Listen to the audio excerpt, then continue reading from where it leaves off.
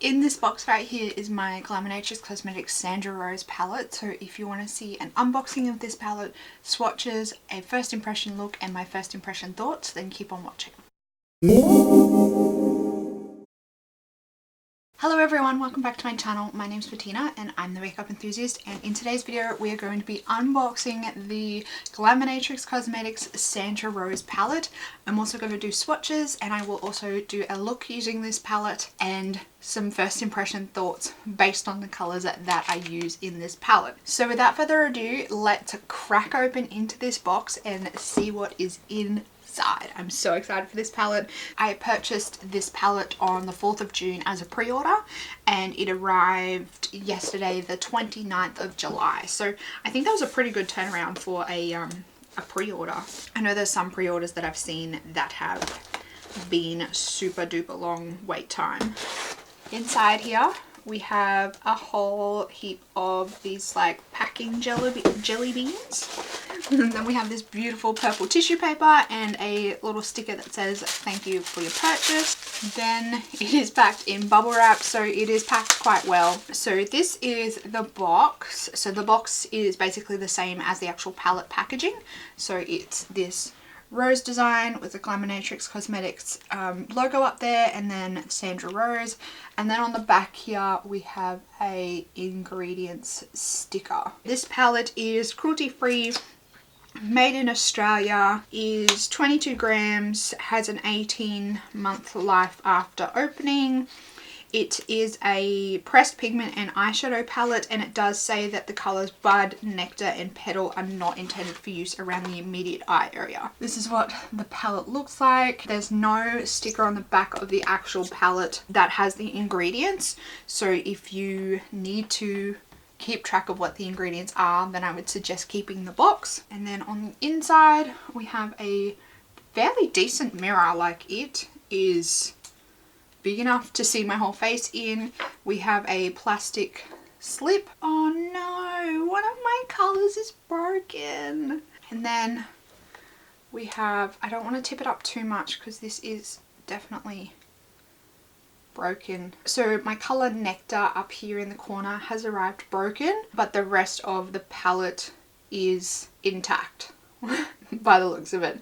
So that's a little bit disappointing that it has arrived broken. I know these shadows are very delicate. I will repress the colour Nectar, but this palette looks really pretty. It has some beautiful colours in here. I'm going to hold it upside down, that way if it falls onto my That way if it falls onto my desk. So every colour in this palette is based after part of the flower or some kind of aspect of a flower or a different type of flower. And this palette was named after the owner's mum. $5 from every sale of this palette went to the Starlight Children's Foundation in Australia. I might break down the palette. So it is a 15 pan palette. It was 75 Australian dollars. It is currently out of stock. So she reached the full capacity of the amount that she made with the pre-order. And she did say if there is a lot of interest, so if you particularly like this palette and you really want it, make sure you leave some comments or DM her on her Instagram, and she will make a note and potentially look into re-releasing this palette if there's enough interest for a round 2. So we might start off by swatching the palette and then we'll get straight into the look. Starting off, we have the colour Jasmine, Petal, Bud, Rose, we have Nectar, start of the second line is Pollen, Bloom, which is like one of those meat patty kind of colours that Huda Beauty have in her new nude palette, and it comes off on the skin like a duochrome colour, which is very interesting. It's like a pinky, a baby pink with a bit of a gold shift to it. And then Botanical, Vine, Sandra, That is like a blue shimmer, but I can definitely see there's like a purple base to it. That's a very interesting colour. Then Flora and Leaf.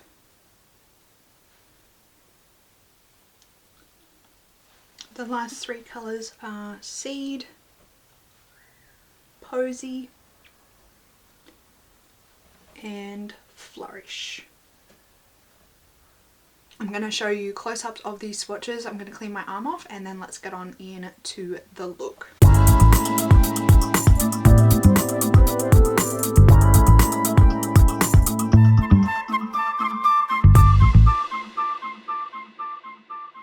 I'm going to start off by priming my eyes with my MAC Painterly paint pot, and I'm just setting this part here, like my brow bone. I'm not sure how this is going to look, but because I want to play with some of the different colours in the palette, I'm going to just run with it and see where it takes me. It may not be good, but let's see how we go. So I'm going to start off by taking the colour Pollen. And I will try my best to show the colours to you as I'm going, but as you guys know, because I have that broken colour, it may be a little bit difficult. So Pollen is like this really light pink over here. And I'm going to run that, I think, above my crease. So like this section here, like where the brow bone is. So this is the colour that I'm going to get my crease colour to blend into. The brush that I just used was a 227 from Zoeva. Now I'm going in with a blending crease brush from Crown Brush. I'm going to go in with the colour Posy, which is this blue colour here, running that into my crease.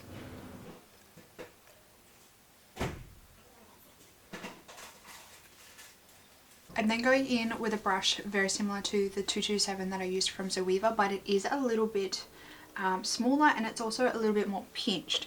So I'm going in to the colour Bud with this brush, and Bud is this colour here, so it's like the bright corally colour in the palette. I'm going to focus this probably on this outer third of the eyelid, but leaving the very outer corner. And I'm just patting this on.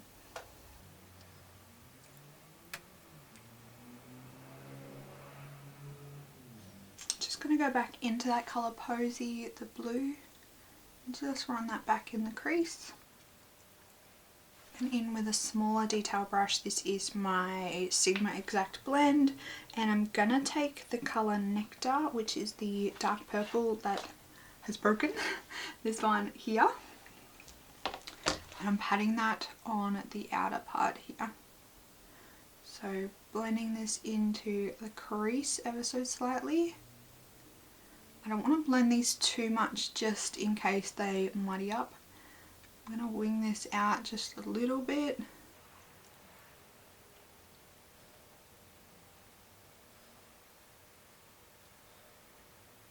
So just have my really tiny detail brush from Ella Cosmetics and some Tarte Shape Tape, and I'm going to cut my crease. Cut one crease and I'm going to lay the colour down now before it dries. The colour Sandra is just beautiful, so I can't pass that up, which is this blue shimmer here. I'm going to apply that one to where I just cut my crease.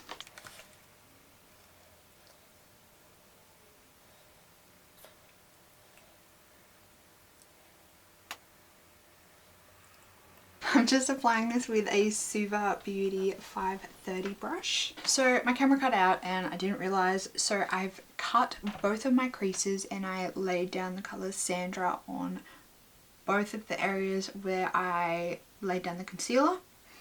I re-intensified the colour Posy, which was the blue in the crease where I cut because I didn't like how it looked, so I just went over it to brighten up the Sandra colour in the crease. I've gone back in with the colour Bud on the outer parts here, and I've just kind of just stamped it in that area to re-intensify that colour as well.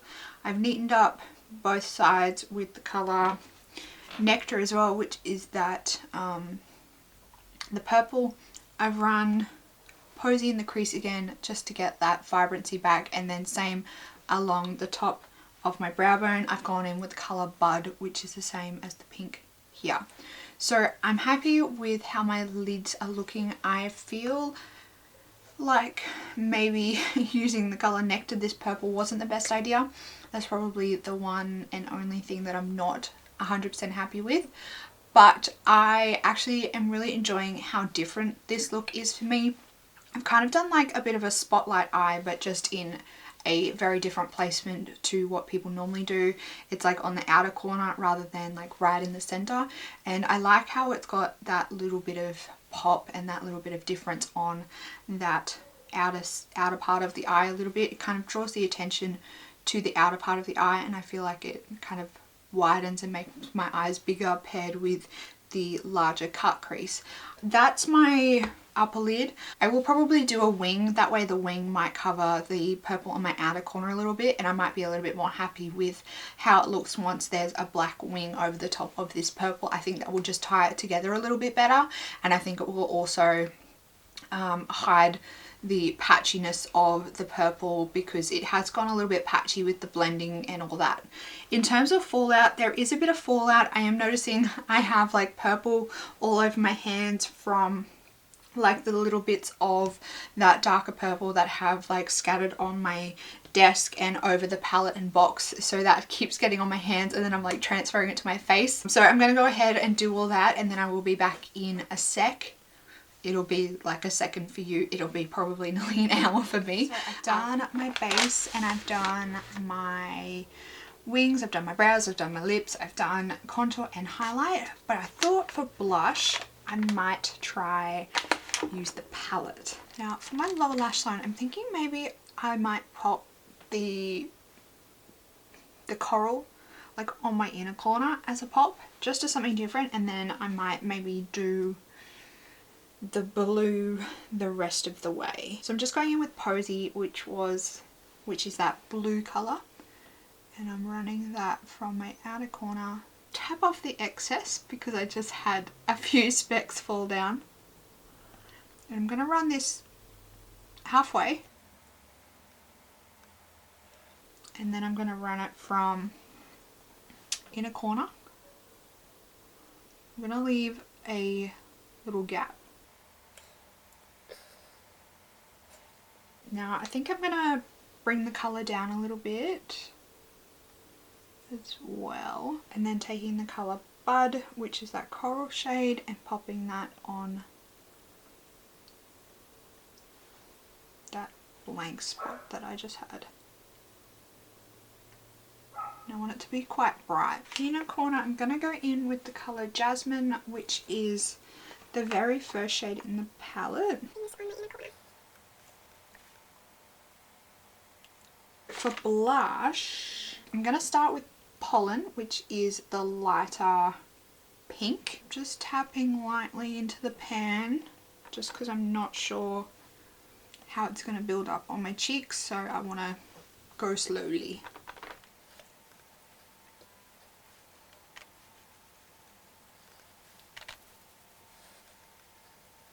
For my waterline, I think I might go with this one, Atria Flash from Linda Hull Berry. I'm just mixing a little bit of this Zulu from Colourpop. So this is the final look, and I actually like how it turned out. I know it's probably not everyone's cup of tea, but I do like the little bit of difference that came to it by putting this kind of like spotlight of coral on the lid. I really like the effect of it, and I like how it turned out.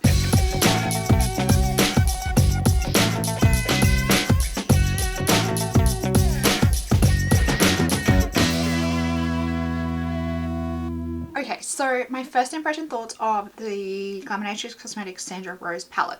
So far so good. I actually really like the colour combination that I came up with. There were a few colours that went a little bit patchy. I did mention that throughout the video, particularly the colour Nectar, which is that purpley colour that came broken for me. I just felt like that went a little bit patchy, a little bit muddy, but I do think it may be a little bit of user error for me because I blended it a little bit too much.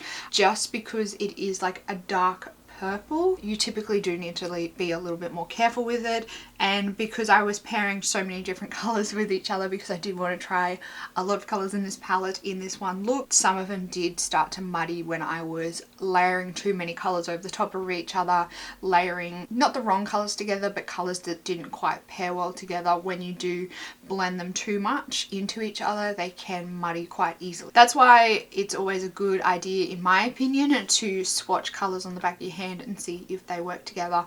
I tend to, when I'm swatching them on the back of my hand and I want to see if they work together, I will blend them together a little bit with my finger and see what kind of color it creates when they're blended together. I think that's a good way of playing with a palette and trying a new color combination. If you're not quite sure on how those colors will pair together, you can do like a little test on the back of your hand and see how they play together. But all in all, I do really like how this look turned out, and I think if I didn't have the purple on the outer corner, I wouldn't have ended up with this little like spotlight eye of the coral, which is what I really like the most about this look, is that kind of spotlight effect that is given to the coral. The other colors that I used, the color Sandra, which is the blue shimmer in the palette, is beautiful. It's really beautiful. That was the one color that I really wanted to use. I can't wait to use the color Bloom because I think it's going to look superb on the eyes with that shift that it's got, and this kind of like meat patty texture that it's got is really glorious. The color Posy is beautiful. Oh my gosh, the color Posy and Bud, they pair so well together. We've got like a coral and a like turquoise blue. They go so well with each other. Like I've got them like on top of each other on the top of my eyes, and I think they pair beautifully together. Going forward, I do really need to use like these greens and the browns. I think Pollen actually made a really nice blush. I was a bit unsure how it would blend out with like my bigger blush brush, but it went really beautifully. I think it's a great little palette. I don't know whether, based on experience with this one right here, I probably would not recommend traveling with this palette. I think just based on shipping, it seems to be a little bit delicate, so I probably would advise against traveling with this palette. I think you might be really disappointed traveling with this palette because I think there's a potential that they could break and you're going to be wasting your $75 when you've invested quite a lot of money into this palette. I think you definitely need to look after it and treat it with kindness. So far, I am really happy with a large number of the colors in this palette that I've tried so far. I definitely want to go back in with Nectar and play with it a little bit more, see if it works well with the shimmers, maybe just by itself, or just gently pairing it with another one of the colors instead of blending it as much as I did today. But so far so good. I really enjoyed this palette. I like the color scheme actually. I haven't really seen much of a color scheme like this recently. I think it's quite unique to my collection, and these kind of murky, almost muddy kind of colors go really well in my collection, but then she has paired it with these beautiful other colors that really kind of make those colors pop. I think this is very reminiscent of a flower and a rose. I think she's done really good picking the colors out, especially because I think the colors like leaf and seed and vine, they are very representative of those kind of colors in the wild, I guess you could say, or like in your garden when you're looking at a rose bush. These colors definitely come to mind when I think of a rose bush. Like I said at the start of the video, this was a pre-order for this palette and the pre-order sold out. So if you are really interested in buying this palette, then make sure you let the owner of Glaminatrix know on her Instagram, and you can also probably DM her and let her know that you are really interested in getting this palette. And I think if she has enough interest, she will definitely look at doing a round 2. I think it can be quite costly doing a palette like this for a small business, considering all the separate individual components that go into making a palette.